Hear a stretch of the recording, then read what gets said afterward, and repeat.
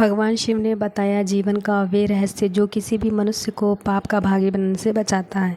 शिव पुराण के अनुसार सती के रूप में देवी पार्वती ने पुनर्जन्म लिया था। राजा हिमालय और रानी मैना के घर जन्मी वह छोटी बच्ची शुरुआत से ही शिव की ओर आकर्षित थी।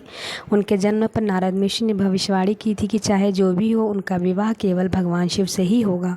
जैसे जैसे वह बड़ी हुई शिव के प्रति उनके प्रेम की कोई सीमा नहीं रही। वर्षों की तपस्या और कई बाधाओं के बाद शिव और पार्वती अतः विवाह के दिव्य बंधन में बंध गए। जब पार्वती ने शिव से मनुष्य के सबसे बड़े पुण्य और पाप के बारे में पूछा तो शिव ने एक संस्कृत में श्लोक के साथ उत्तर दिया, नास्ते सतातः परो नानात्रत पातकम पाररम, जिसका अर्थ है मनुष्य का सबसे बड़ा गुण है सामान्य जीवन जीना और हमेशा सच्चा रहना, जबकि सबसे बड़ा पाप है बेईमान होना या ऐसे कृतज्ञ का समर्थन करना। एक व्यक्ति को हमेशा ऐसे कर्मों में लिप्त रखना चाहिए जो ईमानदार, सच्चा हो और उनके अस्तित्व के धार्मिक को नुकसान ना पहुंचाए।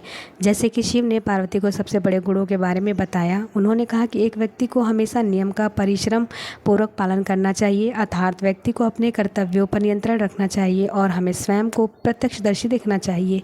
इससे यह सुनिश्चित होगा कि वे घृणित कर्तव्यों या ऐसे कर्तव्यों में शामिल ना हो जो नैतिक रूप से गलत हो। इसके अलावा शिव ने पार्वती से कहा कि लोगों को कभी भी ऐसे किसी भी कार्य में शामिल नहीं होना चाहिए जिसमें शब्दों, कार्यों और विचारों, मन और माध्यम से पाप शामिल हो।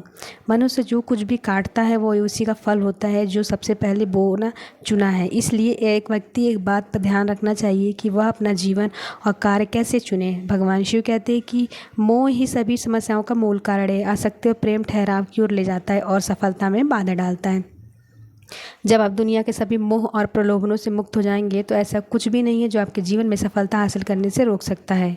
शिव के प्रति अनासक्त होने का एकमात्र तरीका अपने मन के प्रशिक्षित करना है और इस मन को रूप की अस्त्र को समझना है। शिव ने पार्वती से कहा कि प्रलोभन ही सभी दुखों का एकमात्र कारण है। एक इंसान एक के बाद दूसरी चीज़ के लिए भोगने के बजाय कर्म और शरीर बंधन के चक्र में मुक्ति पाने का ध्यान और तपस्या अभ्यास करना चाहिए।